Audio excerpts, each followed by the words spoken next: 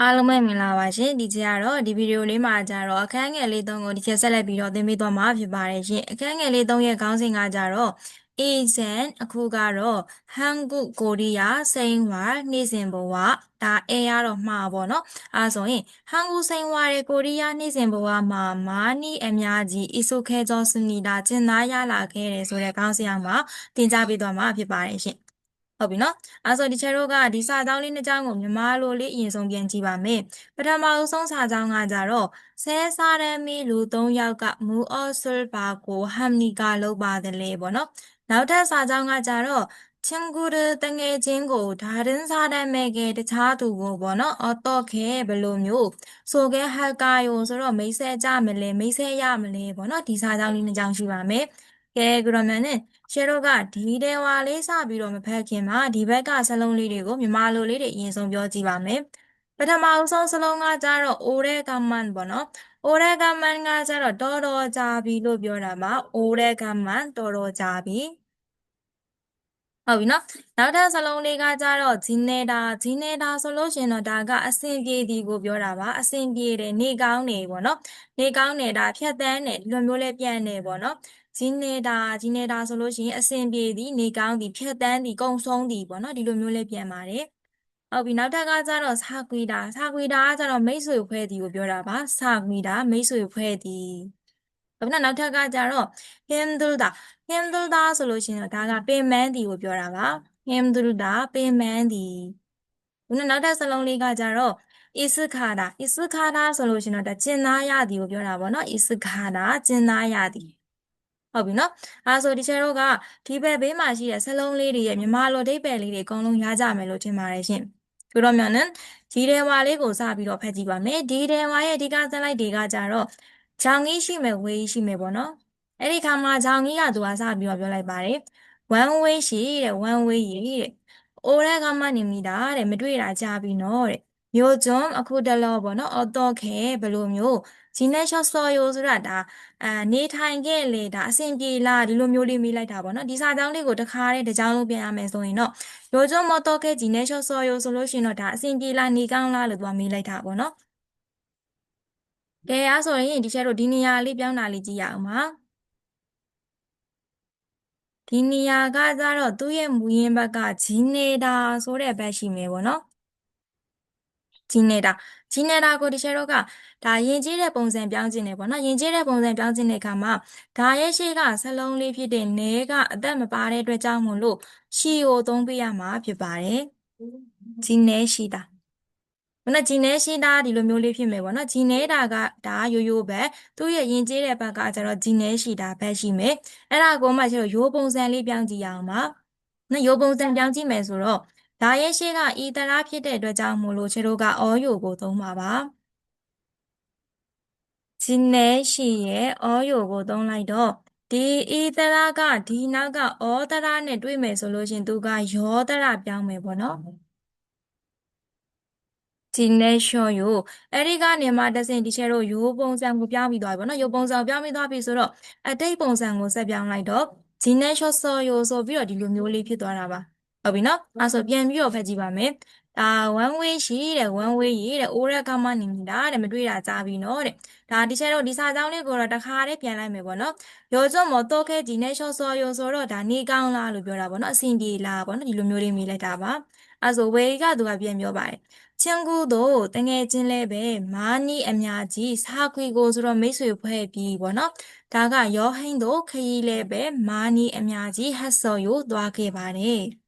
ဟုတ်ပြီနော်အဲဆိုကြောင်ကြီးကသူကပြန်ပြောလိုက်တယ်한국 코리아 생활이နေ့စဉ်ဘဝက힘들지 않으세요ဆိုတော့မပင်ပန်းဘူးလားပေါ့နော်ဒီလိုမျိုးလေးမြင်လိုက်ပါတယ်အဲဆိုဒီနေရာလေးကဘယ်လိုမျိုးလေးရလာလဲပေါ့နော်ဒါလေးပြန်ပြီးတော့ကြည့်ရအောင်ပါ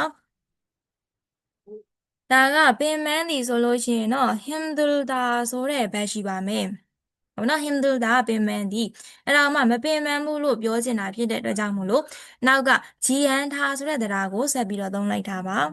။ 힘들지 않다 မပင်ပန်းဘူးပေါ့နော်။အဲ့ဒီကနေမှတစ်စိဒီချဲတို့က ဒါသူများကိုပေါ့နော်ယဉ်ကျေးစွာမေးချင်တာဖြစ်တဲ့အတွက်ကြောင့်မို့လို့ဦးဆေးရိုးဆေးရိုးတရားလေးကိုသုံးပြီးတော့သူလိုမျိုးမေးလိုက်တာပေါ့နော်အဲ့ဒီနေရာမှာဒီဒါရဲ့ရှေ့ကစလုံးလေးမှာအသက်ပါတာဖြစ်တဲ့အတွက်ကြောင့်မို့လို့ဦးဆေးရိုးလေးကိုသုံးပြီးတော့မေးလိုက်တာပါအဲ့ဒါကြောင့်ဟင်းသူကြီးအားနဲ့ဆေးရိုးဆိုပြီးတော့ဒီလိုမျိုးဖြစ်သွားမယ်ပေါ့နော်မပင်ပန်းဘူးလားပေါ့နော်အဲ့ဆိုဒီစာကြောင်းလေးလည်းပြန်ပြီးတော့ဖတ်ကြည့်ပါမယ်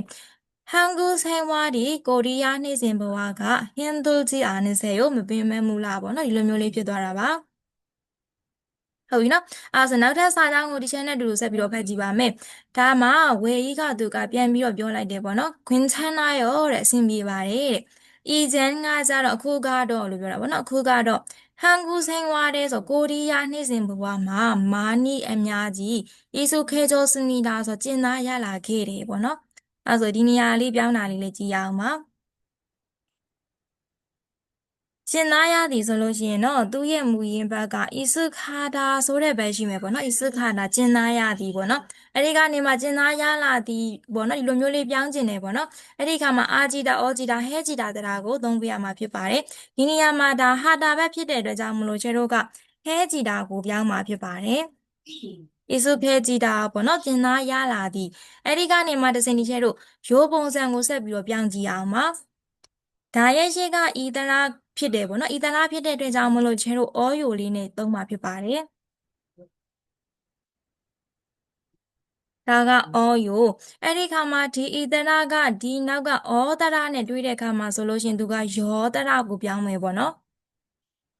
익숙해져요ပေါ့နော်ဒီလိုမျိုးလေးဖြစ်သွားပါမယ်အဲ့ဒါဆိုရင်သူ့ကိုအတိတ်ပုံစံဆက်ပြောင်းလိုက်တော့ဒီလိုမျိုးဖြစ်ပဲပေါ့နော်익숙해졌어요ပေါ့နော်익숙해졌어요 익숙해졌어요ကျင်သားရလာခဲ့ပါတယ်ပေါ့နော်ဒီနေရာမှာတော့သူကရိုးပုံစံနဲ့မဟုတ်ဘဲနဲ့ဒါစနီလားပုံစံနဲ့ရေးထားတာမို့လို့ 익숙해졌습니다ဆိုပြီးတော့ဖြစ်သွားတာပါကျင်သားရလာခဲ့တယ်ပေါ့နော်ဒီလိုမျိုးလေးဖြစ်သွားတာပါရှင်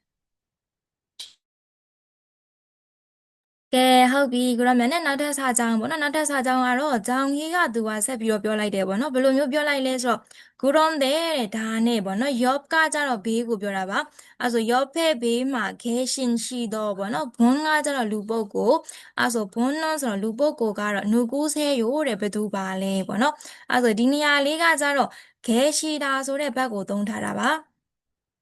계시다ကရှိသည်ပေါ့နော်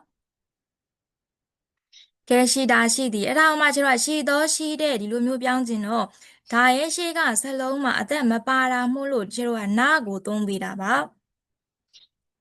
ကဲရှိရဲ့နာရဲ့သုံးလိုက်မယ်ပေါ့နော်အဲ့ဒီခါမှာဒီနာကရှိရဲ့အောက်ကိုရောက်သွားပြီးတော့ဂဲရှင်းဆိုပြီးတော့ဒီလိုမျိုးပုံစံဖြစ်သွားတာပါရှင့်ဟုတ်နော်ဂဲရှင်းကတော့ရှိတော့ရှိတဲ့ပေါ့နော်ဒီလိုမျိုးဖြစ်သွားတာပါ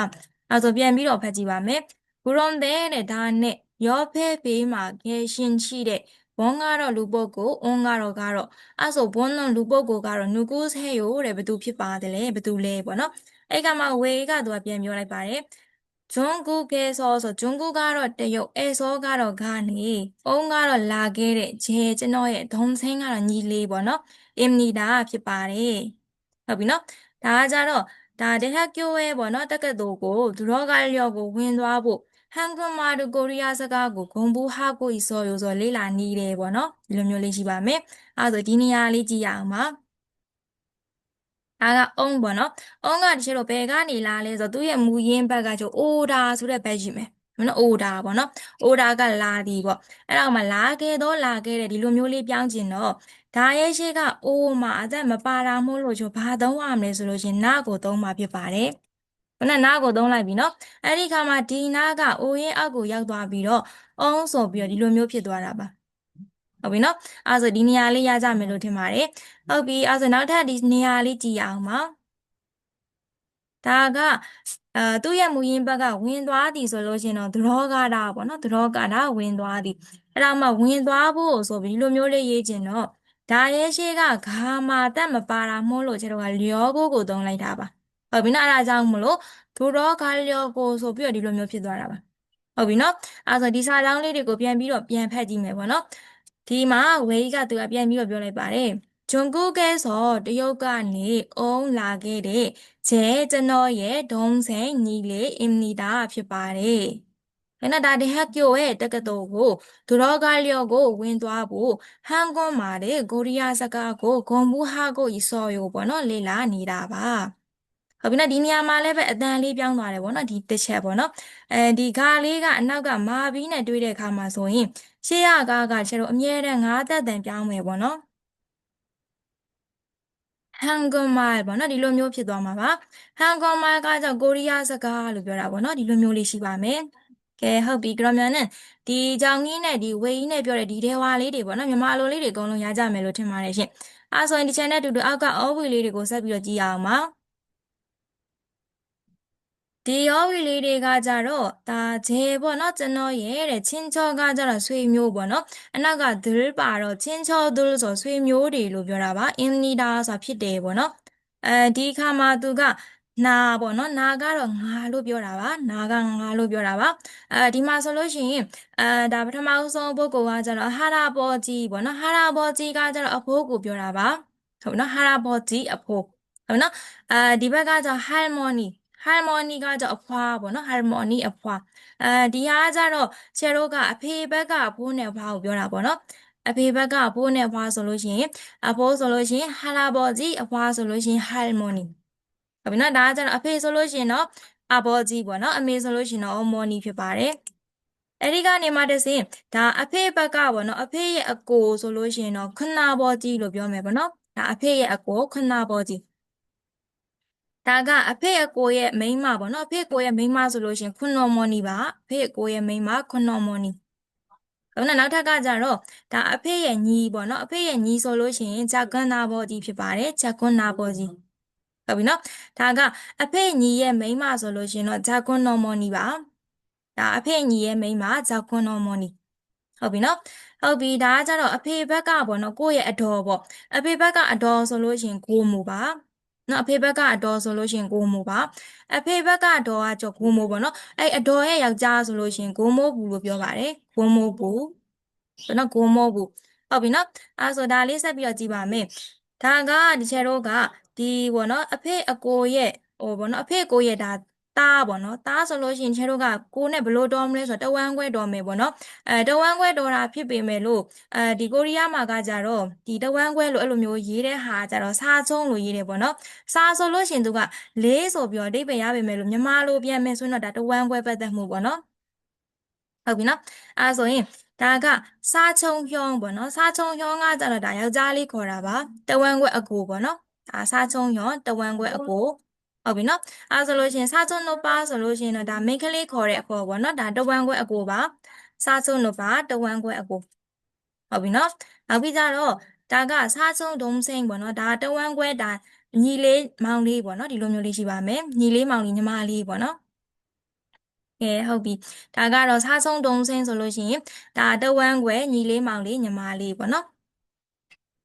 ကဲဟုတ်ပြီနောက်ထပ်ကကြတော့ဒါကဒီကိုနဲ့ဒါကိုယ့်ရဲ့မောင်နှမတွေပေါ့နော်ကိုယ့်ရဲ့မောင်နှမဆိုလို့ရှိရင်တော့ဒါယောက်ျားလေးကခေါ်မယ်ဆိုလို့ရှိရင်တော့ဒါဟျောင်းပေါ့နော်အကိုဖြစ်ပါတယ်နော်ဟျောင်းအကိုဒါမိန်းကလေးကခေါ်မယ်ဆိုလို့ရှိရင်တော့အိုပါပေါ့နော်အိုပါဖြစ်ပါတယ်ဒါကိုနဲ့ဒါမောင်နှမသားချင်းဖြစ်တဲ့ဒါအမပေါ့နော်ကိုယ့်ရဲ့အမဆိုလို့ရှိရင်ယောက်ျားလေးကခေါ်မယ်ဆိုလို့ရှိရင်နူနာပေါ့နော်နူနာဒါမိန်းကလေးကခေါ်မယ်ဆိုလို့ရှိရင်တော့အော်နီဖြစ်ပါတယ်ဟုတ်ပြီနော်အော်နီဟုတ်ပြီဒါကတော့ဒီချဲတို့ဒါကိုယ့်ရဲ့မောင်နှမသားချင်းတွေကိုပြောချင်တဲ့အခါမှာဒီသုံးလေးနဲ့ပြောမယ်ပေါ့နော်ကဲဟုတ်ပြီဒါကကြတော့ကိုယ့်ရဲ့ညီလေးညီမလေးမောင်လေးဆိုလို့ရှိရင်တော့ဘယ်လိုမျိုးပြောမလဲဆိုဒုံးစိမ့်လို့ပြောမှာပါ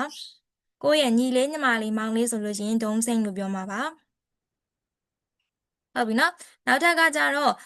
့ဒီကျတော့ဒီမှာပေါ့နော်အဖေရဲ့ညီရဲ့ပေါ့နော်အဖေရဲ့ညီရဲ့သားပေါ့နော်သားဟိုမှာအကိုပေါ့နော်ဒါအကိုဆိုလို့ရှိရင်လည်းပဲဒါဒီဘက်နဲ့အတူတူပါပဲခွန်းနာဘောကြီးနဲ့ခွန်းတော်မနီကမွေးတဲ့သားနဲ့အတူတူပဲပေါ့နော်ဒါပတ်သက်မှုကအတူတူပဲဖြစ်တဲ့အတွက်ကြောင့်မို့လို့တဝမ်းခွဲပတ်သက်မှုဖြစ်တဲ့အတွက်ကြောင့်မို့လို့ဒါအကိုဆိုလို့ရှိရင်တော့စာချုံဟျောင်းပေါ့နော်ဒါယောက်ျားလေးကခေါ်တာပါစာချုံဟျောင်းဟုတ်ပြီနော်ဒါယောက်ျားလေးကခေါ်တဲ့အသုံးဖြစ်ပါတယ်စာချုံဟျောင်းမိန်းကလေးကခေါ်တဲ့အသုံးဆိုလို့ရှိရင်တော့စာချုံနုပါပေါ့နော်ဒါကစားချုံတို့ပါဖြစ်ပါတယ်ဒါမိန်းကလေးရခေါ်တဲ့အကိုဖြစ်ပါတယ်ဒါတဝမ်းခွဲအကိုပေါ့နော်နောက်ထပ်ကကြတော့တဝမ်းခွဲညီလေးညီမလေးမောင်လေးပေါ့နော်တဝမ်းခွဲညီလေးညီမလေးမောင်လေးဆိုလို့ရှိရင်ဒီမှာလည်းပဲအတူတူပါပဲစားချုံတုံးစိမ့်ဖြစ်ပါတယ်စားချုံတုံးစိမ့်ဖြစ်ပါတယ် ဟုတ်ပြီနော်ဒါကိုယ့်ရဲ့တဝမ်းခွဲညီလေးညီမလေးမောင်လေးကိုပြောချင်တယ်ဆိုရင်စာချုံဒုံစိန်ဖြစ်ပါတယ်ဟုတ်ပြီနော်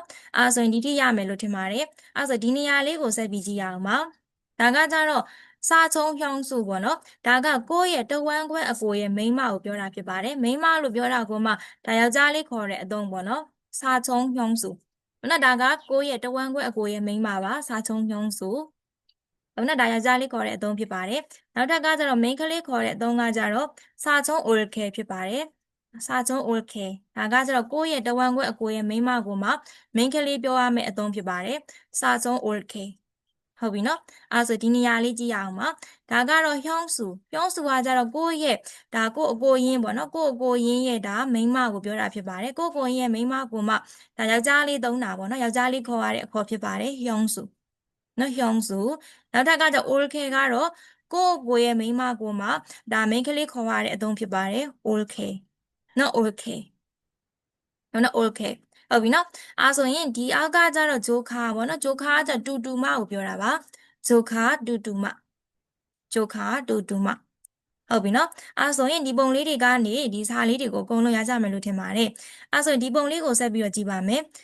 ဒီပုံကကြတော့ဒါအမေဘက်ကပေါ့နော်အမေဘက်ကကိုယ့်ရဲ့အဖိုးဆိုလို့ရှိရင်ဘယ်လိုမျိုးပြောမလဲဆိုတော့ဝဲဟာရာဘောကြီးလို့ပြောမယ်ပေါ့နော်ဟာရာဘောကြီးရဲ့ရှေ့မှာဝဲထည့်လိုက်တာပါ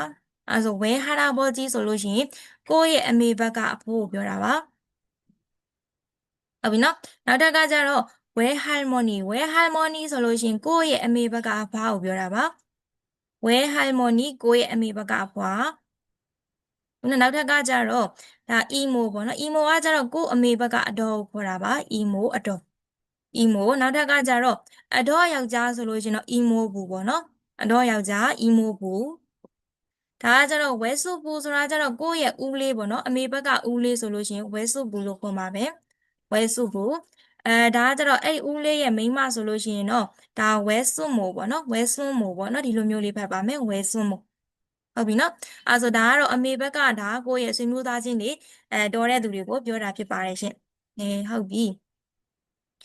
ကရမြန်နဲ့ channel တူတူအောက်ကိုဆက်ပြီးတော့ကြည့်ရအောင်ပါရှင်ဒီနေရာမှာဒါအာကြည်တာဟောကြည်တာဟဲကြည်တာတရားကိုသုံးပြီးတော့ဗောနော်ဒီစာကြောင်းလေးတွေကိုပုံလေးတွေကြည့်ပြီးတော့ဖြည့်ကြည့်ပါမယ်ရှင်ဒီမှာသူကတော့တဲ့ဒါအော်တိုခေဗောနော်ဘယ်လိုမျိုးတဲ့ဒါလာဂျင်နီကဆိုပြောင်းလဲလာပါတယ်လေဗောနော်အဲ့ဒီခါမှာသူဘိုဂီပေါ့နော်ဥပမာလေးပေးထားတဲ့စာကြောင်းလေးဖတ်ကြည့်အောင်ဒီပုံလေးကိုကြည့်လိုက်တော့သူကအားကစားလုပ်နေတာပေါ့နော်အားကစားလုပ်ထားတာဖြစ်တဲ့အတွက်ကြောင့်မို့လို့ဒီမှာသူဘယ်လိုမျိုးလေးရေးထားလဲဆိုရင်운동을တဲ့အားကစားကို많이အများကြီး하면လုပ်ရင်건강해질 거예요ဆိုကျန်းမာလာပါလိမ့်မယ်ပေါ့နော်ဒါကျန်းမာရေးကောင်းသည်ဆိုလို့ရှိရင်တော့သူ့ရဲ့မူရင်းဘက်ကတော့ 건강하다ပေါ့နော်ကျန်းမာရေးကောင်းသည်ဒါ 건강하다ကျန်းမာရေးကောင်းသည်ဒီလိုမျိုးဘက်ရှိပါမယ်အဲ့ဒါကိုမှဒီတရားဖြစ်တဲ့အာကြည်တာအောကြည်တာဟဲကြည်တာတရားကိုသုံးကျင်နေပေါ့နော်ဒီနေရာမှာသူကဟာတာဘက်ဖြစ်တဲ့အတွက်ကြောင့်မို့လို့ဘယ်လိုမျိုးလေးပြောင်းလိုက်မလဲဆိုလို့ရှိရင်အရင်ဆုံးက 건강해지다ဆိုပြီးတော့အရင်ဆုံးပြောင်းမှာဖြစ်ပါတယ်ရှင်건강해지다ကျန်းမာရေးကောင်းလာသည်ပေါ့နော်အဲ့ဒီကနေမှလည်းစနောက်ထပ်တရားဖြစ်တဲ့울거예요 라거예요တရားကိုဆက်ပြီးတော့သုံးမယ်ပေါ့နော်အဲ့ဒီနေရာမှာဒါရဲ့ရှေ့ကကြီးကအသက်မပါတာဖြစ်တဲ့အတွက်ကြောင့်မို့လို့လာကောရေယိုကိုသုံးမှာဖြစ်ပါတယ်။ဟုတ်နော်ဒါကကြတော့လာကောရေယိုလာကောရေယိုဒီလိုမျိုးလေးဖြစ်မယ်ပေါ့နော်။အဲ့ဒီခါမှာဒီလာလေးကကြီးရဲ့အောက်ကိုရောက်သွားပြီးတော့ဂွန်ကန်ငယ်ဂျီကောရေယိုဆိုပြီးတော့ဒီလိုမျိုးပုံစံလေးဖြစ်သွားတာပါ။ဟုတ်နော်ဒါကျမ်းမာလာပါလိမ့်မယ်ပေါ့နော်ဆိုရင်ဒီစာကြောင်းလေးကိုပြန်ပြီးတော့နောက်ထပ်တစ်ခေါက်ဖတ်ကြည့်ပါမယ်ဒီဘိုကီစာကြောင်းလေးကကြတော့운동을အားကစားကို많이အများကြီး하면လုပ်ရင်건강해질 거예요ဆိုတော့ကျန်းမာလာပါလိမ့်မယ်ပေါ့နော်ဒီလိုမျိုးလေးဖြစ်သွားပါမယ်ဆိုလို့ရှင်ဒီဥပမာစာကြောင်းလေးကိုအကုန်လုံးရကြမယ်လို့ထင်ပါတယ်ရှင်ကရမန်နဲ့ဒီ channel တူတူအောက်ကပုံလေးတွေကိုကြည့်ပြီးတော့စာကြောင်းလေးတွေဒါခန့်မှန်းပြီးတော့ရေးကြည့်ရအောင်နော်ဟုတ်ပြီပထမအဦးဆုံးပုံလေးကိုကြည့်လိုက်တော့ဒီကောင်လေးကဒါစားစာတွေသူအများကြီးစားနေတာပေါ့နော်ဆိုဒီ share တို့စဉ်းစားမိတာလေးကကြတော့အစားအစာတွေကိုအများကြီးစားရင်ပေါ့နော်ဝါလာမယ်ပေါ့နော်ဝါလာမယ်ဒီလိုမျိုးလေးရေးကြည့်အောင်ဝါရာကကြတော့သူ့ရဲ့မူရင်းဘက်က ဟာတာပေါ့နော်ဟာတာဆိုလို့ရှိရင်တော့ဝါသည်အဲဆိုဝါလာသည်ဆိုလို့ရှိရင်လည်းပဲဒီဘက်ကဟာတာပဲဖြစ်တဲ့အတွက်ကြောင့်မလို့ဟဲကြည်တာပြောင်းပါမယ်အဲဒါကြောင့်ဟဲကြည်တာဖြစ်ပါနော်ဒါဝါလာသည်ပေါ့နော်ဟုတ်ပြီကရမန်နဲ့ဒီနေရာမှာလည်းပဲဝါလာဘာလိမ့်မယ်ပေါ့နော်ဒီလိုမျိုးလေးပြောင်းခြင်းတော့ဒီမှာလည်းပဲကျတို့ကကောရဲ့ယူလာကောရဲ့ယူတရားကိုသုံးမယ်ပေါ့နော်အဲ့ဒါဆိုရင်ဒါရဲ့ရှိကကြီးမှာဟုတ်ပြီနော်ကြီးမှာအသက်မပါတာဖြစ်တဲ့အတွက်ကြောင့်မလို့လာကောရဲ့ယူကိုသုံးပါပါဒါကဟဲချီရဲ့ဟိုဘက်ကလာကောရေယိုကိုကျွန်တော်သုံးလိုက်ပါမယ်အဲ့ဒီခါမှာဒီလာလေးကရှေ့ကဂျီရဲ့အောက်ကိုရောက်သွားပြီးတော့ဗောနော်ဟဲဂျီကောရေယိုဆိုပြီးတော့ဒီလိုမျိုးဖြစ်ပါမယ်ဟုတ်ပြီနော်ဆိုလို့ရှိရင်ဒီစာကြောင်းလေးအပြည့်စုံလေးဒီ channel နဲ့အတူတူရေးကြည့်အောင်မှာဒီစာကြောင်းကကြတော့အစားအစာကိုအများကြီးစားရင်ဝါလာပါလိမ့်မယ်ပေါ့နော်အဲ့ဒါဆိုရင်အစားအစာကိုဆိုတော့ 음식을အများကြီးဆိုတော့မာနီစားရင်ဆိုတော့မော်ကုညွန်စားရင်ဝါလာပါလိမ့်မယ်ဆိုတော့ဟဲဂျီကောရေယိုဟုတ်နော်ဒီလိုမျိုးလေးဖြစ်သွားမှာပါအဲဆိုရင်ဒီ channel နဲ့အတူတူဒီစာကြောင်းလေးကိုပြန်ပြီးတော့ဖတ်ကြည့်ပါမယ်ဒီစာကြောင်းကကြတော့음식을စားစာကိုမာနီအများကြီးမော်ကုညွန်စားရင်뚱뚱해질 거예요ဝါလာလိမ့်မယ်ဟုတ်ပြီနော်အဲဆိုနံပါတ်1ဒါဖြည့်လိုက်ထားလေးတွေအကုန်လုံးရကြမယ်လို့ထင်ပါတယ်ရှင်အခုတော့မြန်နဲ့ဒီနံပါတ်2ပေါ့နော်နံပါတ်2မှာဒီကောင်မလေးကသူ့ရဲ့မျက်နှာပေါ်မှာတခွားသီးတွေကတ်ထားတယ်ပေါ့နော်တခွားသီးတွေကတ်ထားတယ်ဆိုတော့ဒါအသားရည်ကိုဒါထိမ့်သိမ့်မယ်ဆိုလို့ရှိရင်ပေါ့နော်ဒီလိုမျိုးအသားရည်ကောင်းလာမယ်ပေါ့နော်ဒီလိုမျိုးလေးရေးကြည့်ရအောင်ဟုတ်ပြီအဲ့ဆိုရင်ကောင်းလာသည်ပေါ့နော်ကောင်းလာသည်ဆိုလို့ရှိရင်ကောင်းသည်ဆိုတဲ့သူ့ရဲ့မူရင်းဘက်ကတော့ဂျိုးထားပေါ့နော်ဂျိုးထားဆိုတဲ့မူရင်းဘက်ကြီးရှိပါမယ်အဲ့ဒါမှကောင်းလာသည်လို့ရေးခြင်းတော့ဒါရဲ့ရှေ့ကတရကအိုတရဖြစ်တဲ့အတွက်ကြောင့်မလို့အာဂျီတာကိုသုံးမှာဖြစ်ပါတယ်ဟုတ်ပြီနော်ဒါကဂျိုဝါဂျီတာပေါ့နော်ဂျိုဝါဂျီတာကောင်းလာသည်အဲ့ဒါကိုမှကောင်းလာပါလိမ့်မယ်ဒီလိုမျိုးလေးရေးခြင်းတော့ဒါရဲ့ရှေ့ကဂျီမှာအသက်မပါတာဖြစ်တဲ့အတွက်ကြောင့်မလို့လာဂောရေယိုကိုသုံးမှာဖြစ်ပါတယ်ဟုတ်ပြီနော်အဲ့ဆိုလို့ရှိရင်ဒီနေရာမှာလာဂောရေယိုအဲ့ဒီခါမှာဒီလာကဂျီရဲ့အောက်ကိုရောက်သွားပြီးတော့ဂျိုဝါဂျီဂောရေယိုဆိုပြီးတော့ဒီလိုမျိုးဖြစ်မယ်ပေါ့နော်좋아질 거예요ဟုတ်ပြီနော်ဟုတ်ပြီအဲ့ဆိုလို့ရှိရင်ဒါထိမ့်သိမ့်ဒီဒါစီမံဒီအဲ့လိုမျိုးဆိုတဲ့ဘက်ကကျတော့ဘာဘက်ရှိလဲဆိုတော့ကွာလီဟာတာဆိုတဲ့ဘက်ရှိပါမယ်ကွာလီဟာတာဆိုတာကထိမ့်သိမ့်ဒီပေါ့နော်ဒီလိုမျိုးဘက်ရှိပါမယ်ရှင့်ဟုတ်ပြီအဲ့ဆိုဒီစာကြောင်းလေးကိုအပြည့်စုံလေးရေးကြည့်အောင်ပါအဲ့ဆိုရင်ဒီမှာကျတော့အသားရည်ကိုထိမ့်သိမ်းရင်ပေါ့နော်ဒီလိုမျိုးလေးစပြီးတော့ရေးကြည့်ပါမယ်အသားရည်ကတော့ဖြည့်ဘူးဖြစ်ပါတယ်အဲ့ဆိုဖြည့်ဖို့တဲ့အသားရည်ကိုထိမ့်သိမ်းရင်ဆိုတော့ကွာလီဟာမြွန်ထိမ့်သိမ်းရင်အသားရည်ကဆိုတော့ဖြည့်ဖို့ကအသားရည်ကကောင်းလာပါလိမ့်မယ်ဆိုတော့ဂျိုအားဂျီကိုရေယိုဟုတ်ပြီနော်အဲ့ဆိုဒီစာကြောင်းလေးပြန်ပြီးတော့ဖတ်ကြည့်ပါမယ်ဒီစာကြောင်းကကြတော့피부를သားရည်ကို관리하면ထိမ့်သိမ်းရင်피부ကအသားရည်က좋아질 거예요ကောင်းလာပါလိမ့်မယ်ပေါ့နော်ဒီလိုမျိုးလေးဒီချက်ကတော့ရေးလိုက်ပါတယ်ဟုတ်ပြီနော်ဟုတ်ပြီရဆိုလို့ရှိရင်ဒီ1နဲ့2နဲ့ဒါပြေးလိုက်တာလေးတွေဒီစာကြောင်းလေးတွေခန့်မှန်းပြီးတော့ပေါ့နော်စဉ်းစားပြီးတော့ရေးလိုက်တာလေးတွေအကုန်လုံးရကြမယ်လို့ထင်ပါတယ်ရှင်အဲဆိုနောက်ထပ်ပုံလေးကိုကြည့်ပြီးတော့ဒီချက်နဲ့အတူတူဆက်ပြီးတော့စဉ်းစားကြည့်အောင်နော် ဒီနံပါတ်3ပေါ့နော်နံပါတ်3မှာဒီပုံကိုကြည့်လိုက်တော့ဒီကောင်မလေးကသူကတန်ရှင်းရေးလုပ်နေတာပေါ့နော်တန်ရှင်းရေးလုပ်နေတယ်အဲဆိုကြည့်တော့ဘယ်လိုမျိုးစဉ်းစားမိလဲဆိုလို့ရှိရင်ဒါတန်ရှင်းရေးလုပ်တယ်ပေါ့နော်တန်ရှင်းရေးလုပ်တယ်ဆိုလို့ရှိရင်သူ့ရဲ့မူရင်းဘက်ကကြတော့ချောင်းဆိုဟာတာဆိုတဲ့ဘက်ရှိမယ်ပေါ့နော်ချောင်းဆိုဟာတာတန်ရှင်းရေးလုပ်တယ်အဲ့ဒါဆိုရင်ဒီအခန်းကိုပေါ့နော်အခန်းကိုတန်ရှင်းရေးလုပ်တယ်ဆိုရင်အခန်းကတန်ရှင်းလာပါလိမ့်မယ်ပေါ့နော်တန်ရှင်းလာပါလိမ့်မယ်ဒီလိုမျိုးလေးဒီချိန်ကတော့စဉ်းစားမိတယ်ပေါ့နော်အဲ့ဒီခါမှာတန်ရှင်းသည်ပေါ့နော်တန်ရှင်းသည်ဆိုလို့ရှရင်သူ့ရဲ့မူရင်းဘက်ကကြတော့ကဲကူထာတာဆိုတဲ့မူရင်းဘက်ရှိမယ်ပေါ့နော်ဒီလိုမျိုးဘက်ရှိပါမယ်အဲ့ဒါဆိုတန်ရှင်းလာသည်ဆိုတဲ့ဒါတရားလေးနဲ့သုံးပြီးတော့ရေးကြည့်မယ်ပေါ့နော်အဲ့ဒီခါမှာဒီကောင်ကြီးကကြတော့ဒါဟာတာဘက်ဖြစ်တယ်ပေါ့နော်ဟာတာဘက်ဖြစ်တဲ့အတွက်ကြောင့်မလို့ကျွန်တော်ဟဲကြည်တာကိုပြောင်းမှာဖြစ်ပါတယ် ကဲကူသေးကြည်တာပေါ့နော်တန်ရှင်းလာသည်အဲ့ဒီကနေမှတစ်ဆင့်တန်ရှင်းလာပါလိမ့်မယ်ပေါ့နော်ဒီလိုမျိုးလေးပြောင်းကျင်တော့ဒါရဲ့ရှေ့ကကြီးမာလည်းပဲအသက်မပါတာမို့လို့လာကောရေယိုကိုသုံးမှာဖြစ်ပါတယ်ကဲကူသေးကြည်ရဲ့ဟိုဘက်ကလာကောရေယိုကိုသုံးလိုက်တယ်ပေါ့နော်အဲ့ဒီခါမှာဒီလာကပေါ့နော်ရှေ့ကကြီးရဲ့အောက်ကိုရောက်သွားပြီးတော့ကဲကူသေးဂျူကောရေယိုဆိုပြီးတော့ဒီလိုမျိုးဖြစ်သွားမှာဖြစ်ပါတယ်ရှင်နောက်ကဲကူသေးဂျူကောရေယိုဟုတ်ပြီနော်အဲ့ဆိုဒီစာကြောင်းလေးကိုပြည့်စုံလေးရေးကြည့်ပါမယ်အခန်းကိုတန်ရှင်းရေးလုပ်ရင်ဆိုတော့အခန်းကကြတော့ဘန်းပေါ့နော်အဲ့ဆို방을청소하면 방이အခန်းကတန်ရှင်းလာပါလိမ့်မယ်ပေါ့နော်깨끗해질 거예요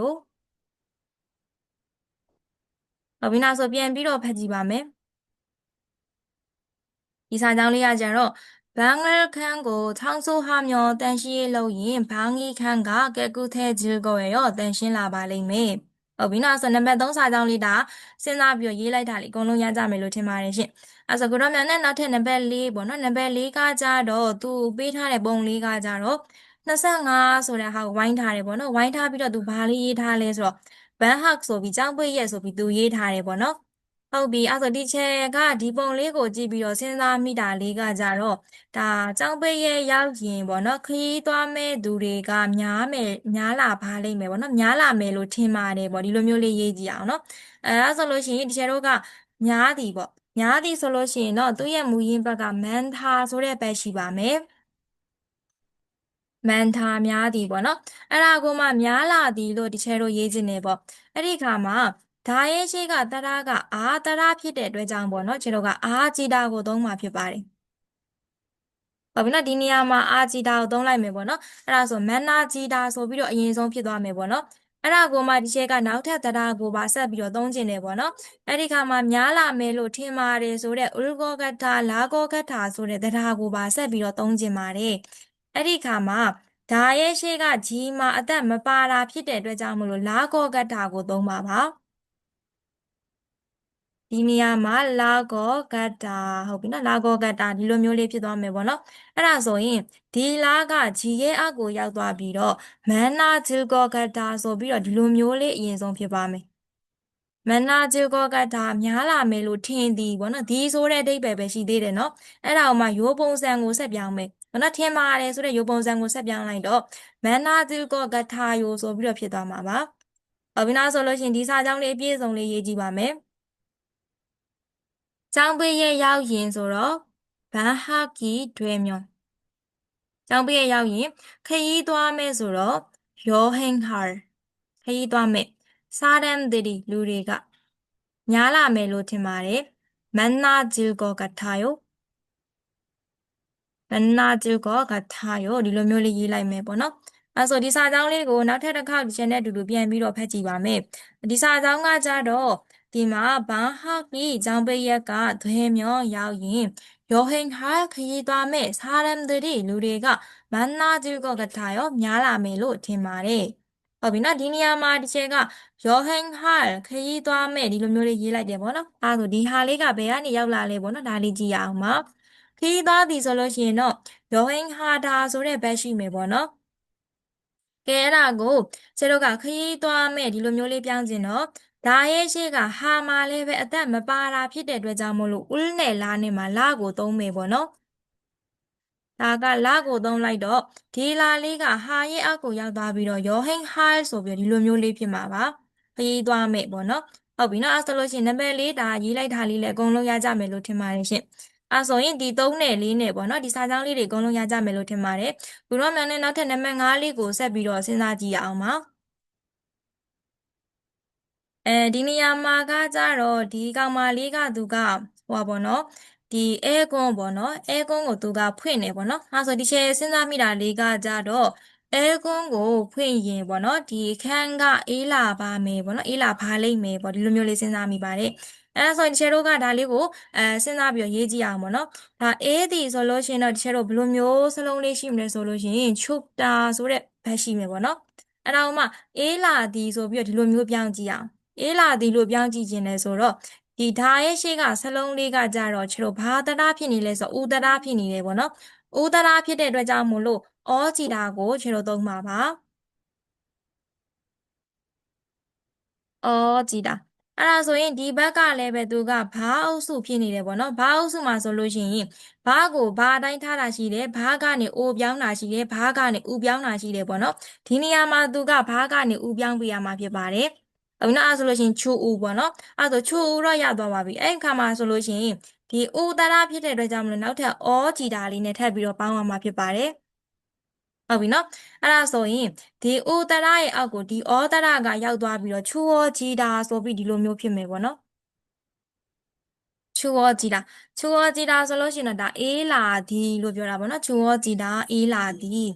ဟုတ်ပြီနော်အဲ့ဒါဆိုရင်အေးလာဘာလိမ့်မယ်ဆိုပြီးတော့နောက်ထပ်တရားလေးဖြစ်တဲ့ဥလကောရယူလာကောရယူတရားလေးပါထပ်ပြီးသုံးမယ်ပေါ့နော်အဲ့ဒါဆိုရင်ဒီကြီးမှာလည်းပဲအသက်မပါတာဖြစ်တဲ့အတွက်ကြောင့်မလို့လာကောရယူလေးသုံးမှာဖြစ်ပါတယ်